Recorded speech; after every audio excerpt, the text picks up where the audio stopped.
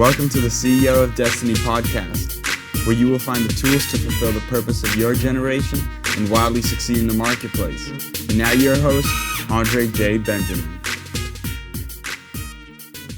That I would encourage your viewers to look at is there's an interview from 1995 between David Letterman on The Late Show and Bill Gates. It's really kind of shows you now, here we are roughly 30 years later in time, we've seen how the internet unfolds. Letterman's asking Bill Gates to say, hey, what is this internet thing? Can you tell me something about it? And you can tell Bill Gates, kind of representing the tech community, he's having a hard time articulating it. He's having a hard time getting all the excitement and all the good stuff into a quick segment. And here's David Letterman. He doesn't really know anything about it. He just doesn't understand it. And Letterman says something along the lines of, well, I heard this groundbreaking thing happen on the internet the other day. They had a baseball game where you could watch the game. And Bill Gates was going off on how great that was. And Letterman just said, I got a radio, Bill. Doesn't sound like I need this blockchain thing. And then, and Gates says, well, there is a big difference. He says, you can watch the game whenever you want. And Letterman goes, Bill, does a tape recorder sound like a good solution for you? And people tend not to be able to see the big picture when it's unfolding. And I think watching that interview, it does put all of that into a lens that people can understand now that they've got hindsight in their favor. And I would encourage people to look at this, how blockchain is unfolding, very much like the internet and any other technology unfolded. When cars first got invented. So you're making me jump ahead now. Contextually, would you say this is pre June 20 or July 29th of 2007 when the iPhone dropped? Or is this, where are we at in this development of, what they call Web3, of which I'm going to ask you a few more questions about? But I would say we're right about at that point. I mean, what I see are the big trends that are driving further use of blockchain. One is just the adoption. More and more people are using this every day. And if you track those numbers, it's almost the same type of trajectory that the internet followed. And we're at about 1994, 1995, kind of that time frame today with the internet or with the blockchain. So that's going to continue over time. The second thing is infrastructure is getting built to make it easier to use the blockchain and all the many facets. So like back in 2011, when I first heard about Bitcoin, I don't know where I'd have gone and bought it. Maybe there was a park in San Francisco or New York where you could go and buy little random parks. Yeah. Well, then Coinbase came around about 6 years ago, made it easier to buy Bitcoin. Now, PayPal has apps, and all these banks and all of these stores are starting. Tesla, et cetera, are taking cryptocurrency. And so, if you've got one of these, a smartphone, which just about everybody has, you've got access to cryptocurrencies and the more apps and the like that are built. It's just going to make it much easier to use.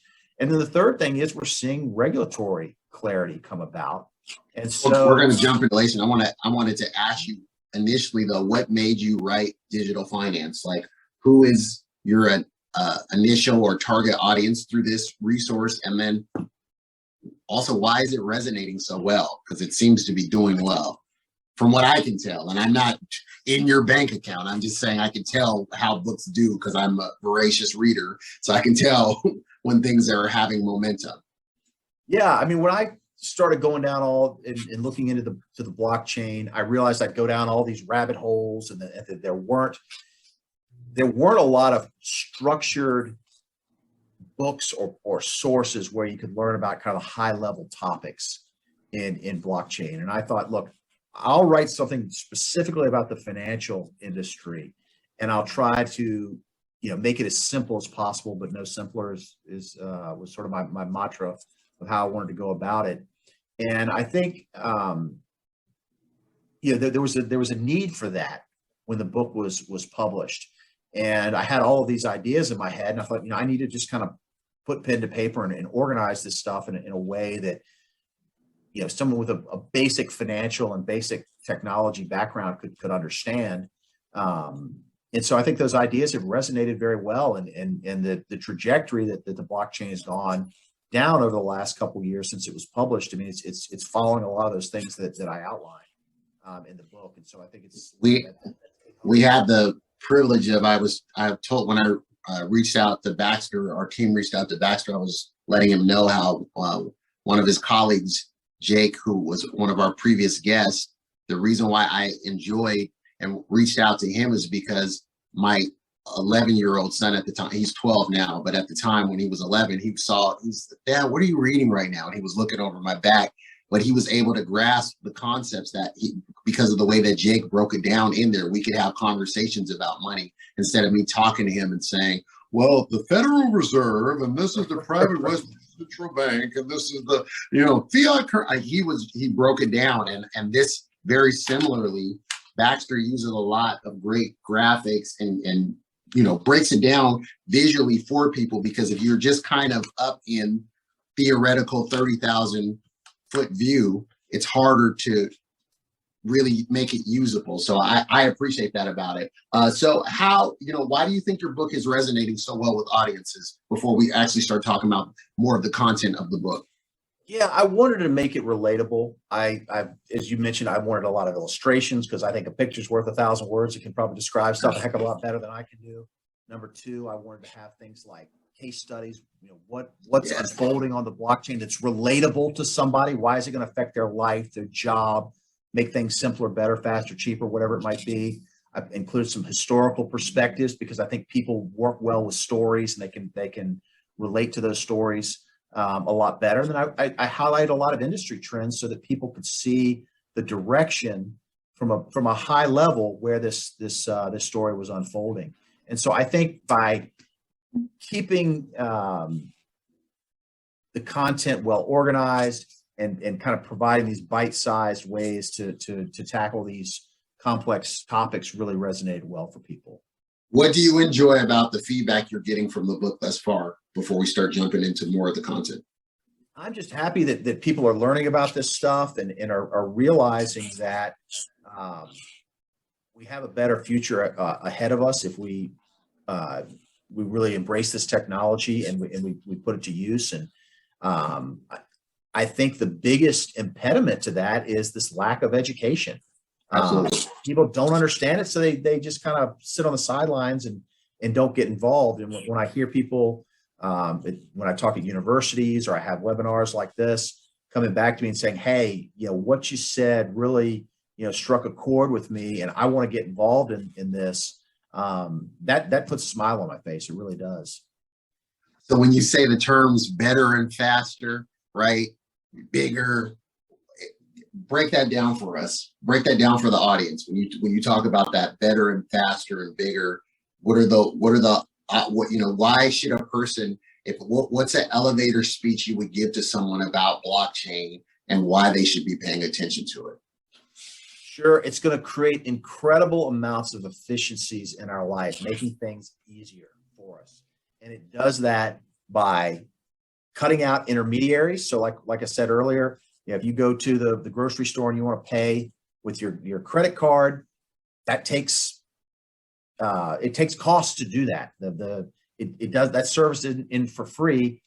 The credit card companies are going to charge the grocery store, which means they're giving you higher prices. So by doing a blockchain-based system, you can cut out a lot of those centralized systems or gatekeepers, if you want, tolls that are extracted on you in a cheaper way. It's faster, as I mentioned earlier, the example of the loan that I made to my personal trainer. Instead of waiting 5 or 6 days, now you're waiting 5 seconds. What does that mean to the small business owner, to the solopreneur, right? What is that difference of time? Oh yeah, I think that it relieves red tape, which not only means a bigger bottom line for you, but also just the mental anguish and just the having to wait around for things. You can channel your energy a heck of a lot better. It's Absolutely. The way I look at it as an entrepreneur myself. So faster, getting rid of the middlemen, so to speak, the intermediaries, the steps, almost the red tape, the bureaucratic systems that might be quite a bit antiquated. that is a benefit for people. So can you give a basic understanding of when we talk about the tokenization? That's the main reason that I brought you on, because I feel that you brought it to a very clear level in your book. Talk about the tokenization, or talk about tokenization of assets in particular, and talk about tokens and, the different types of tokens, and make it in a practical way, just as you do in the book, so that people can connect to this idea, because they hear tokens and we might think of, we used to have Chuck E. Cheese back in the day, right? They're just like, oh, that's Chuck E. Cheese. Sure, What are they? sure. They're talking about tokens with money? No, thank you. I'll take my dollars. Yeah. Well, I mean, what's interesting about it is a token is really just a digital representation of ownership, just like you have a paper representation of ownership. So think about it this way. 20 years ago, if I wanted to fly from Dallas to Seattle, I'd have to call up my travel agent and say, hey, can you, get me a ticket on this date and roughly this time? And he or she would call me back and say, okay, hey, here's the price. And we're going to mail you some tickets in that the post office is going to deliver to you. You'd get that ticket, you'd go to the airport, and that's the way it would work. Today, what do? You go on, AmericanAirlines.com or whatever it is, airline. Yeah, something like that. And now your ticket is in your phone. Yes. We're going to see the same thing. Instead of having a title to a car or a deed to a house in paper form, it's going to be represented in the digital form. And there's so many reasons why it's superior to have it in that digital form, because you can program on top of the blockchain all kinds of additional added features that make it easier to possess this stuff in the digital type of format. So just a basic idea here, like let's say you own a home. That home, that's an asset, right? Let's say you put the title to that home in the digital form. Well, you've also got, most people have a mortgage on that home. That's another asset, right? But those two assets are kind of linked together as long as that mortgage exists. So what if every time you paid your mortgage off, that would affect the token form, and then once you paid it off, it would relieve the liens that are on your house? There's that interoperability type of feature to it that makes for again, a better, faster, cheaper system. What about, because now it's in the lien is in, or the mortgage is in token form. When you pay your mortgage off, typically you send it to a servicing company. Well, what if the ownership of that mortgage, instead of Bank of America owning that note, there's another investor wants to buy?